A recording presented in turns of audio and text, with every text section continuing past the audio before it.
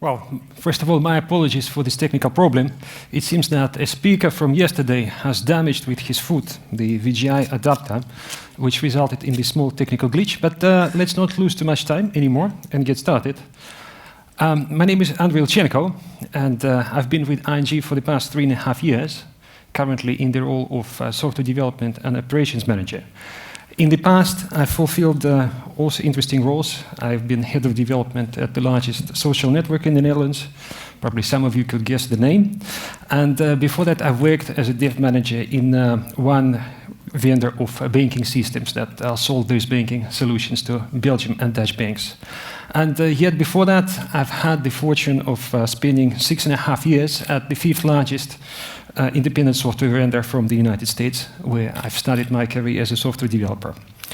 Good. In this presentation, I will take you on a small journey in which I will speak about the new technical revolution that we all see coming up and actually already happening.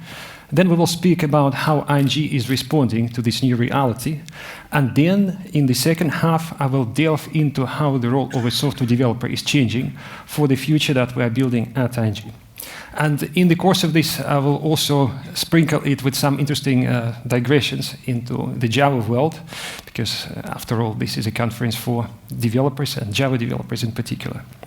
Good, let's get started. And our journey starts back in 1908, when Henry Ford introduced the first affordable automobile, the T-Ford. And it immediately opened up new possibilities and vistas for the American citizen. Basically, travel became affordable for the middle class, and it was, as a matter of fact, the first mass-produced product in the history of humankind. And the approach that has been pioneered there revolutionized the American industry and has been upheld as the standard afterwards.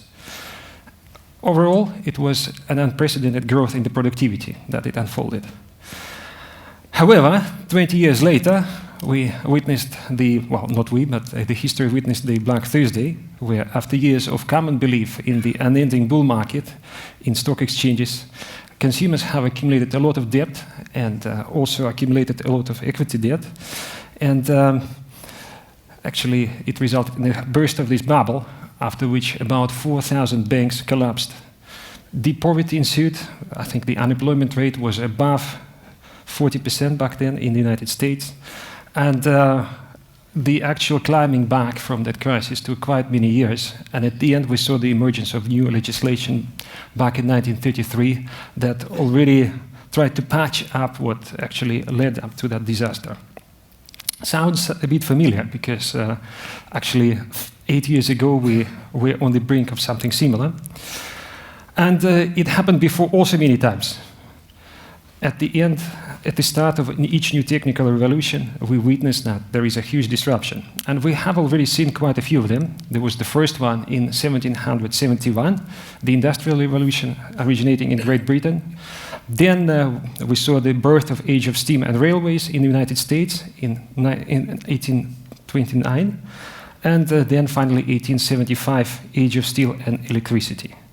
And each technical revolution resulted in major disruptions, creative destruction of existing industries and infrastructures, and of course created extra opportunities.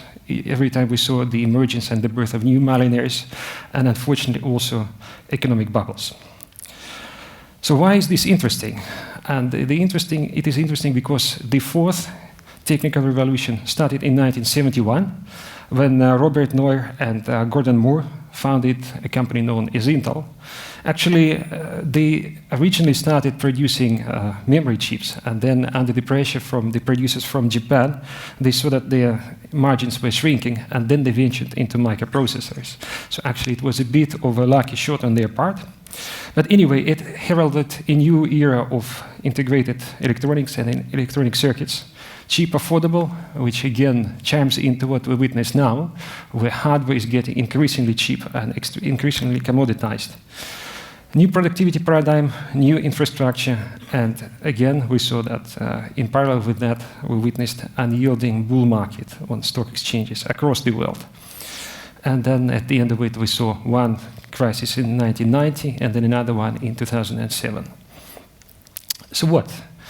according to this interesting book by Carlote Perez, there is an interesting pattern to be reconstructed from this. Somewhat every 50 years, there was a major technology revolution that introduced competitive new infrastructure, leading to higher productivity. The new infrastructure disrupted industry, commerce, and society, and there was a subsequent boom and bust of economies. And after the bust, the new infrastructure was in place, and new social best practices, and new common sense. And unfortunately, at all those occasions, the legislation was lagging behind. So prior and new common sense, each revolution is by definition different from the prior one. The new common sense principles will have to be socially learned, and the learning must overcome the forces of inertia that stem from the previous paradigms. In 1980s, stemming from the success of Fordism, most production paradigms centralized, hierarchical pyramid with functional departments, and that paradigm was implemented more or less across all industrialized nations. And what we see emerging now, as software is starting a new technical revolution, we see more and more the emergence of decentralized network infrastructures, autonomous teams, and the battle between the old common sense and best practices and the new best practices. Let's now start gradually moving towards the world of software development. If you look at this, this is a picture from one of the assembly lines from one of Henry Ford's plants. And next to that, I have written down the names of different, actually the titles of different roles that used to play a role in software development. I'm not sure if some of you have read this famous book by Frederick Brooks, The Mythical Man-Month.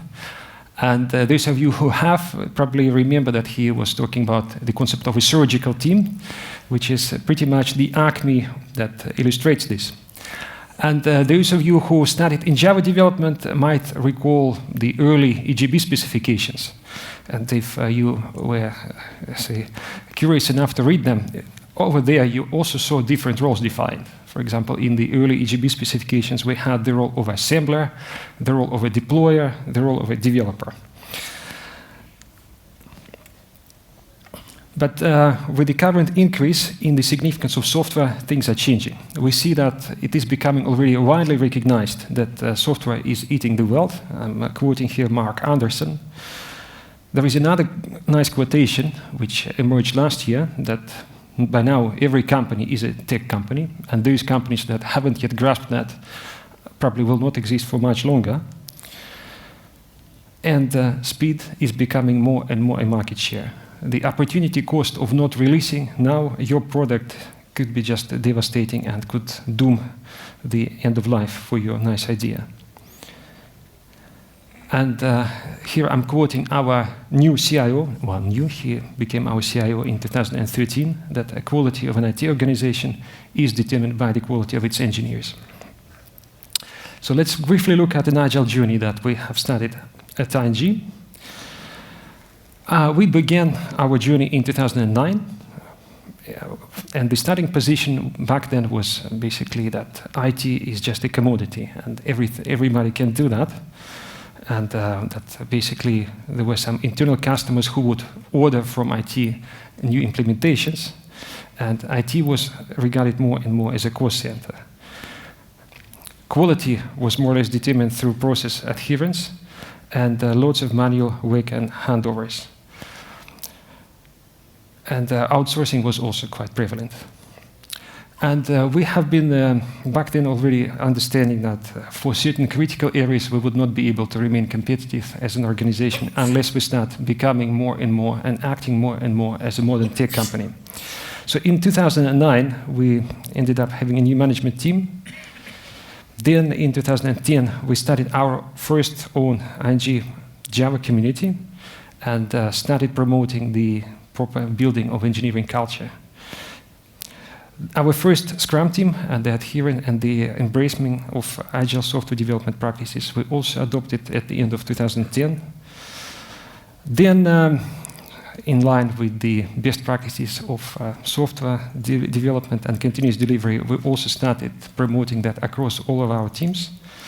And the journey continued onwards to the extent that now we have already merged and formed the concept of a biz DevOps teams, where people representing the business and their DevOps colleagues are working together to produce a product.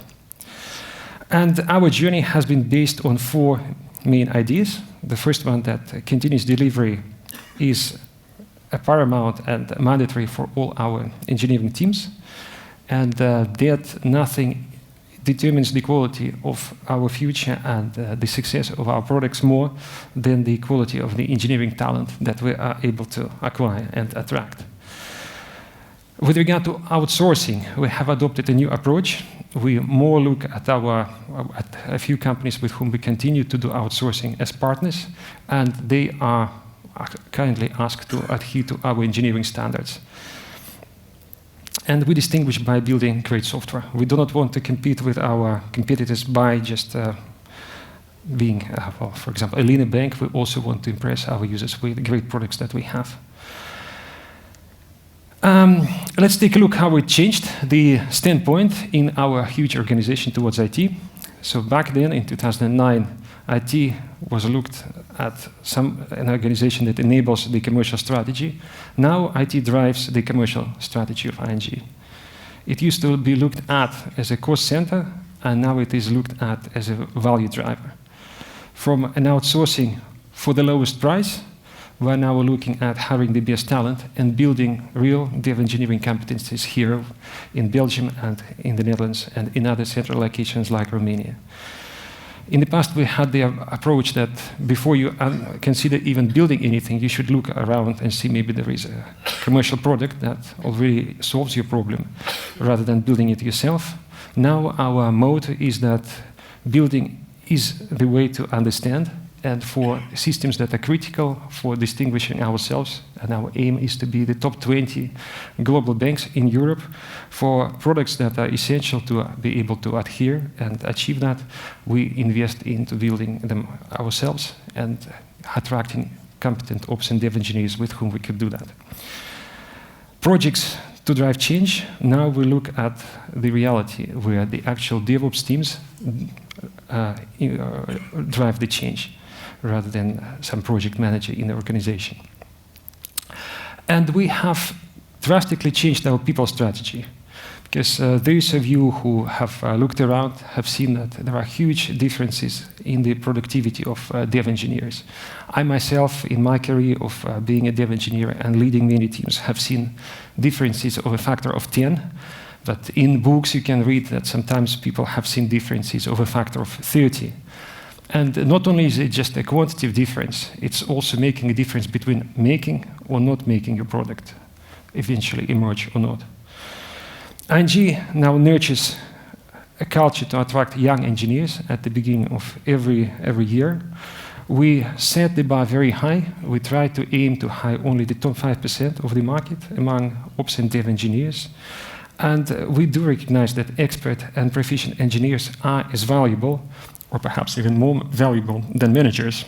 And we have we have changed our compensation scheme also accordingly. So nowadays at ING, the most brilliant and senior engineers are able to earn as much as senior managers can.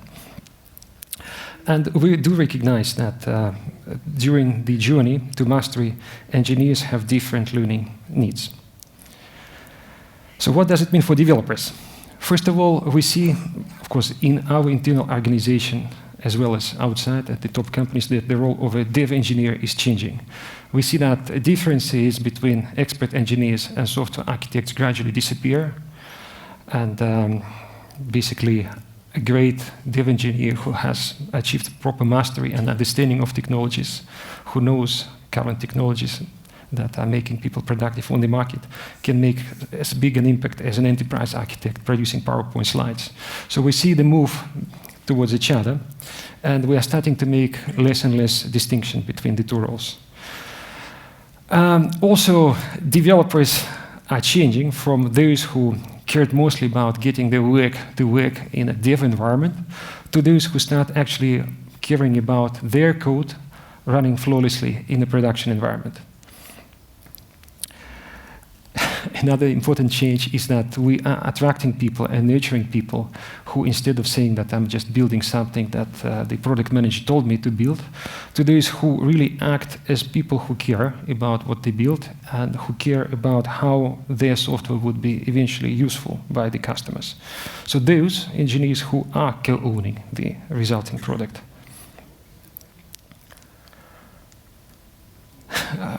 If we look back to the common sense, say 8-10 years ago, then many of you, and perhaps nowadays you can still encounter a person who says, I'm a back-end developer or I'm a front-end developer.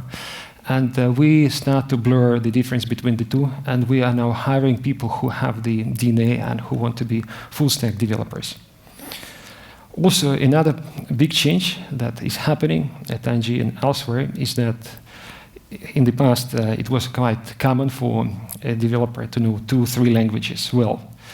To the state of affairs where we see people, great developers, learning a new language every 2-3 years. And say, by way of a joke, if you ask me what were those 2-3 languages, so for those who regarded themselves as backend developers, those used to be Java, XML, and SQL. And those who regarded themselves as front-end developers, of course, their lingua franca were JavaScript and Java. So nowadays we are not making any such distinction, and we hire developers who are not married to one particular language. Of course, Java and JVM-based languages are remaining the most popular ones, yet we have significantly widened up the range of technologies that we are using, and we expect our dev engineers to be able to master. So from just a Java or enterprise Java developer, we are seeing that developers becoming generalists. And from just a coder who coded a piece of code to an engineer who is able to reason about the computational complexity of algorithms that they implement.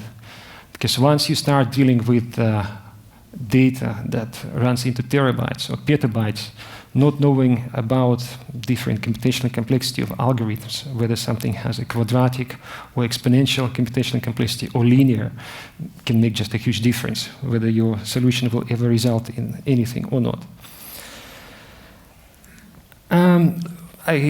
For example, this is of course a caricature that I'm not quoting how many years ago this exactly was, but this is more or less the image of a typical software developer from the past, some nerd sitting in the corner and typing away in his favorite programming language, not paying attention much to what is happening around him, to what it is now, where the success of your organization and especially success of ING hinges on the quality and the aptitude of its best engineers.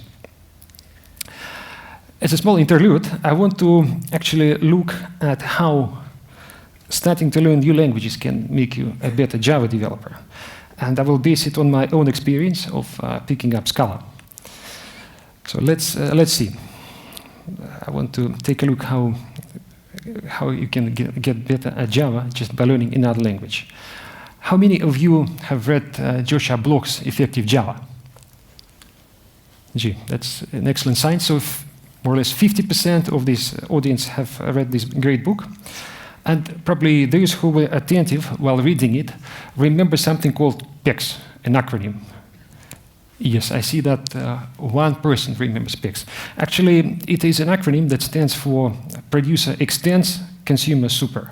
And it does relate to generics. Well, I also read, of course, that book, and while reading that, I just understood what were the best mechanics, when to use extend, where to use super, but I never was able to quite understand the underlying rationale. Another interesting trait that those who have read that book have noticed that the generics in Java are invariant. Again, a question from me: how many of you know that generics in Java are invariant? Yeah. Indeed, about 10% of the people understand that. So I would suggest that just take a look at each of these interesting decisions that the designers of the language have made and try to unravel why we have those in place. So here is PEX in action. You see here, I just took an excerpt from the standard GDK of the standard class tree map. And here we have one constructor that basically accepts a comparator object.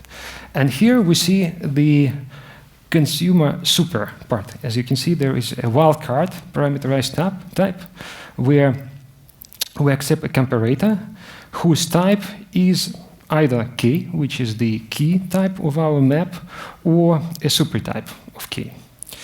So that's an example of somebody who understood the concept of PEX and using it correctly. And here is another one where somebody is making use of producer extents. So there is another constructor of tree map, which basically accepts another map. And the keys of that map are either the same as the keys of the tree map we are constructing, or its subtypes, and the same for value types. So just a perfect example of somebody understanding the PEX principle and using it correctly. But as to why it is like that, it certainly helps to take a look at the good old Liskov substitution principle and how it applies here. So a question: what is the function type that we want to pass here when we create a comparator? And in Java, we do not yet have function types, but in Java 8, we have functional interfaces, and they kind of bridge the gap. So in this code sample, no, of course it will not work with this beamer, but in this code sample, you see that the actual type that we are trying to pass when we construct the map is this type that in Scala can elegantly be shown as a function accepting two parameters of type t and returning an integer. And with the functional interfaces that we introduced to Java 8, it's also becoming quite closer. So here I'm adding a small lambda expression that has two arguments of type string and again returning an integer. So how does PEX apply here? The Liskov substitution principle also applies to function types. And it works there as follows. So if we have two function types, one that accepts a parameter of type P1 and returns a type R1, and another one which basically accepts a parameter of type P2 and returns a type of R2, the second type, the type which is on the right, would be the subtype of the first if it accepts a parameter type which is either the same as P1 or is it supertype, and it returns a type which is either the same as R1 or is it subtype. And for those of you who remember that in Java 5, one of the additional things besides generics that was introduced were covariant return types. So when you override a method in a subclass, you were finally allowed to also change the return type of the method that you have overridden to be a subclass. That is essentially the same story, that a subtype, if you want one function type to be a subtype of another, and for this Liskov substitution principle to work, then the return type of the function that inherits must also be an extension of the return type of the first function. And here we can easily see why the consumer super principle is important. Because consumer consumes function parameters. And as a result, if you are to implement your own comparator, in fact, the function interface that you pass, the method in it, must be the subtype of the method in the comparator. And that's why you end up having the consumer super. Let's now take a look at the producer extents. Here is the example that I've started preparing. Here we have, again, our class tree map, and we create a map from strings to a class called Java developers, and then we pass it this map. A question: what method will the constructor of tree map be calling? Anybody? No? No guesses? It will actually be calling the iterator of tree map, which will be returning, well, actually entry from K to V. And iterator is just, again, a function type with no parameters and only a return type. That is, it is a function type that takes no parameters and returns R. In our case, the return type is entry from K to V. And because producer corresponds to the return type of a function, we end up with producer extends. And actually, if you start understanding a programming language like Haskell or Scala, you can easily also see why we have this problem that generics in Java are invariant. Again, here I've come up with a code sample where we see that arrays in Java are covariant, that it's possible for you to assign an array of Java developers to an array of persons, whereas with generics, you are not able to do that. And the rationale there is largely because when generics were designed in Java, there was a design choice made to make sure that they work very well with standard collections. And standard collections are mutable in Java. That is, they have methods that accept parameters, mutator methods that accept parameters whose types are the same as the underlying type of the connection. And that actually makes it impossible to maintain type safety at compile time level and not to violate the Liskov substitution principle. And in languages like Scala or Haskell, we do have native collections that are immutable, or currently they are called persistent. And therefore, in these languages, the type system of generics implementation is supporting a concept of invariance. So it's an interesting story of how just extending your paradigms of learning more languages can make you a better Java developer.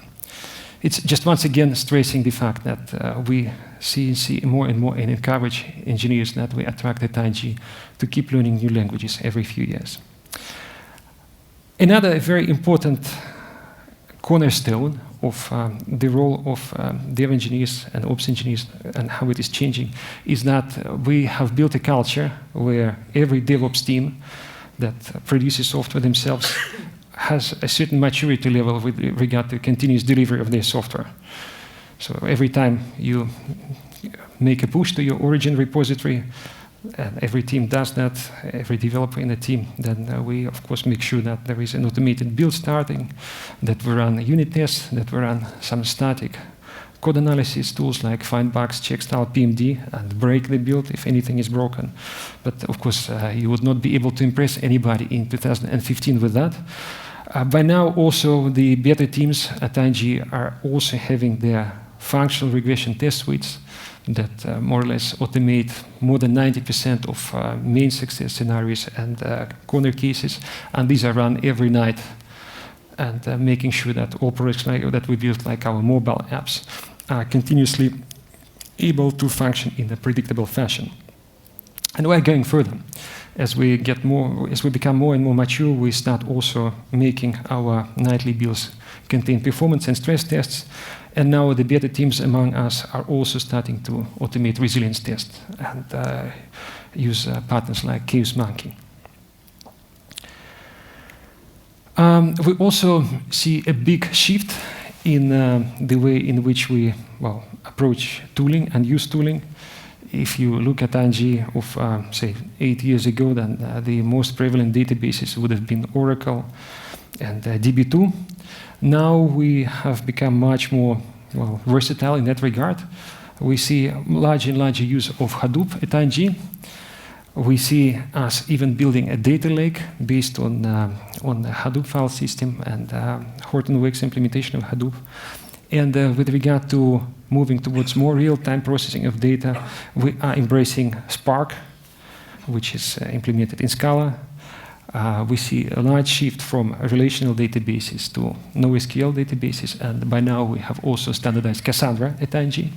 We see again more and more teams that are going live by using Cassandra as their standard choice of persistency.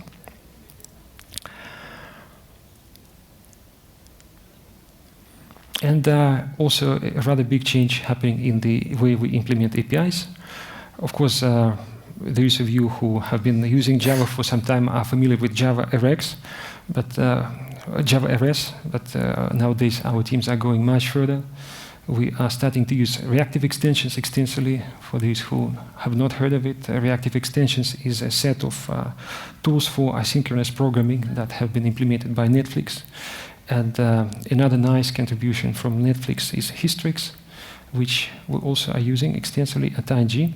And Historix is a library that allows you to basically build systems that implement back pressure and increase the resilience in case, for example, a consumer of your system that sends messages to a TIBCO queue is not able to respond. So Apache Cassandra, as I've mentioned, moving more and more towards NoSQL solutions. Nginx, up till now, we have mostly been using proprietary software from IBM, and over the past years, Nginx is becoming our standard web server. Also, a very interesting change with regard to how we implement APIs, that we have decided to move more and more away from load balancers, and now each team that implements an API also registers that in a centralized and centrally known Zookeeper cluster, and then all the nodes of the service, all the nodes that implement this API, all the legs that implement the API are registered in our cluster, and anybody at ING, any team that wants to consume a particular API, can discover what nodes they are able to communicate to actually get this API working for them. Because the interface of Zookeeper is quite extensible and you can use it for many purposes, we have also started to use Apache Curator more and more to simplify and build some high-level abstractions on top of it. And Docker is becoming also one of these tools that is more and more used by nearly all DevOps teams to liberate themselves. And we even are now witnessing instances where at ING we are starting to use it for production deployments. Well, so this was my talk, and now I would be delighted to answer your questions.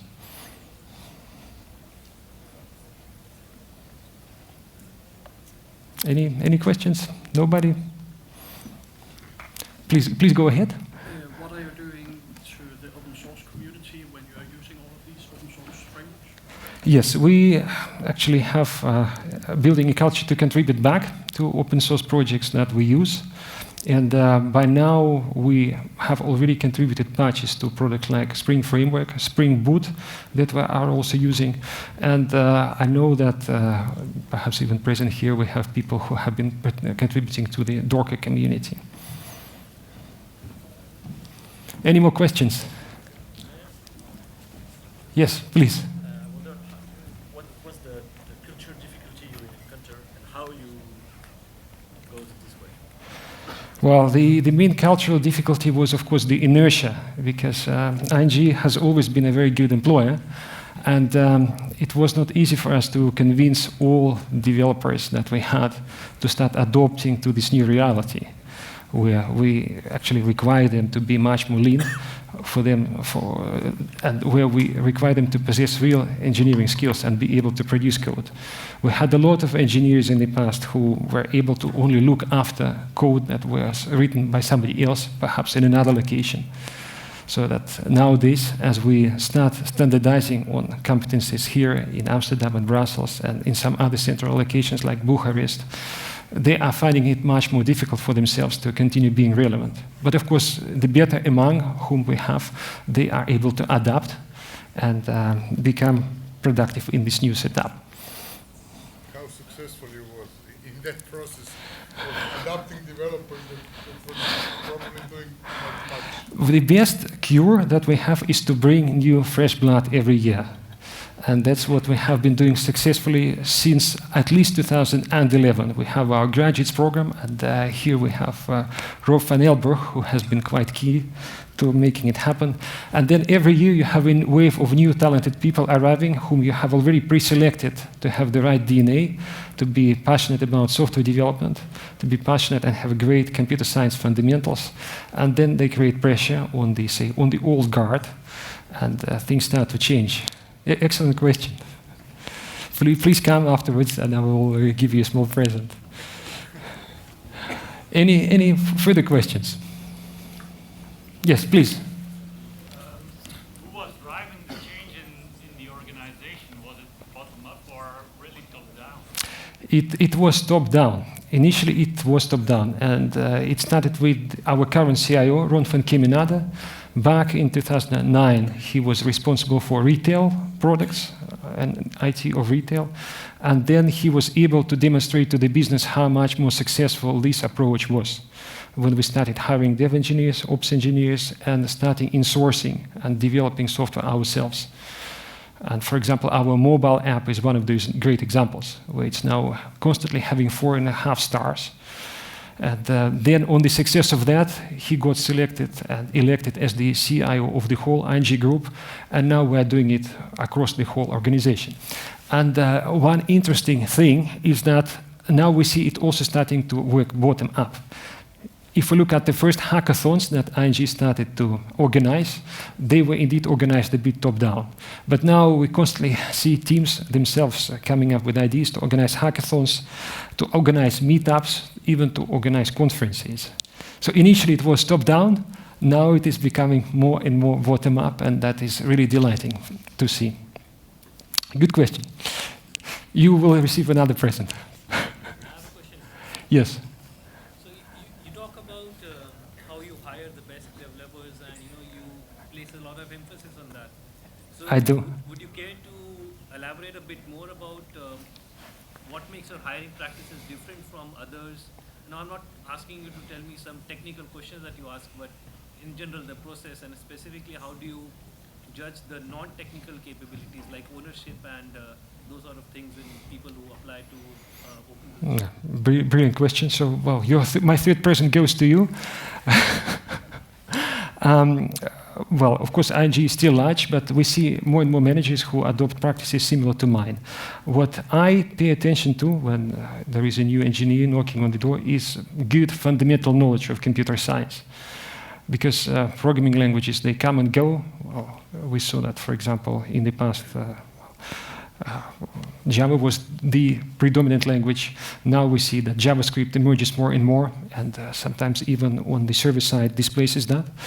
However, if an engineer, a graduate from a university, has great computer science fundamentals, is able to reason about computational complexity, understands how operating systems work, understands how networks work, then chances are that he would be able to master any language that becomes relevant. And we see the same trend across the beta companies in the Netherlands, in Belgium, in the United States. As for ownership, that is much more difficult to assess. Typically, you just start asking questions. If the person has had working experience in the past, you start asking him as to what accomplishments he's most proud of. And then people who actually care about what they built, they would start telling you that, look, I was able to defend my viewpoint in front of the product owner because I felt that if we implemented the feature like it was supposed to, nobody would at the end be able to benefit from it among our users. So that is a bit more difficult to assess. It's not. And another important thing that I always do a coding exercise, a paper programming exercise to anybody who applies for a job. Because nothing beats the ability to brace yourself together and under some time pressure be able to come up and write down an algorithm, well, in your favorite programming language. My pleasure. Great question. Please. Yeah, I'm wondering. I've run out of pens, so. But No, that's fine. I'm wondering how you deal with legacy systems and people surrounding all the. I mean, I imagine you have a lot of mainframe and stuff. How to deal with this? that's a very painful process.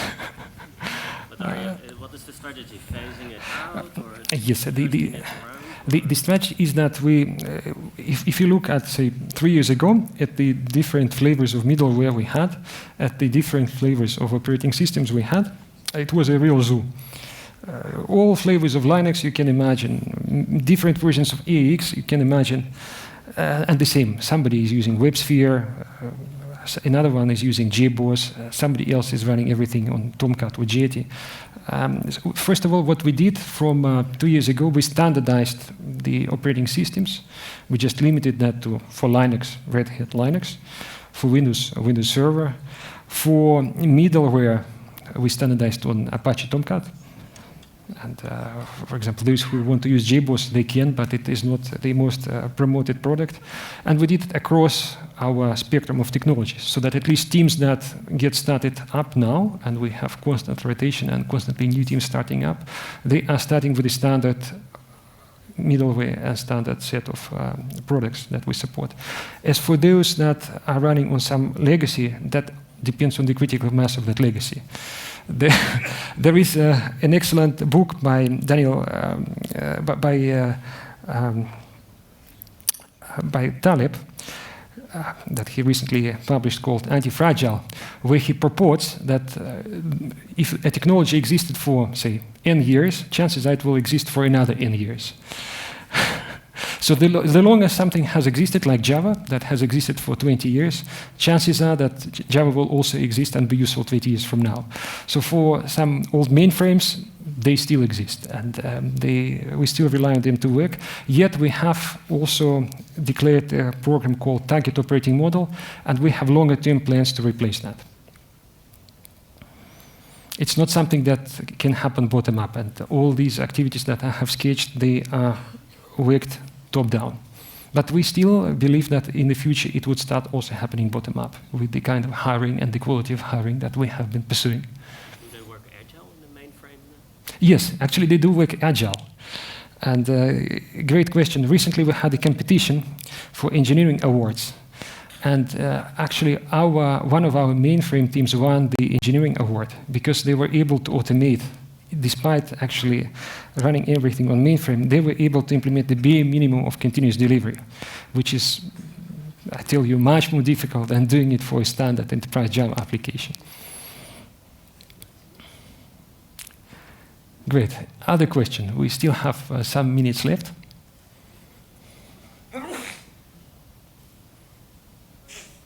No? Oh, yes, please, go ahead, sir. A lot of the aspects you touched on seem to fall into the category of enterprise architecture.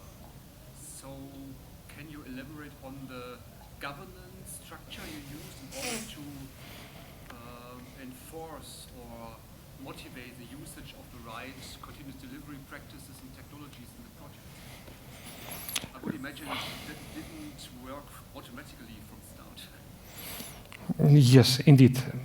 That's, with continuous delivery, it was a bit easier because, well, if you don't need to look farther to realize that Jenkins is perhaps the best tool to use as your build server, and also it's very measurable. Either you have unit tests or you do not have unit tests.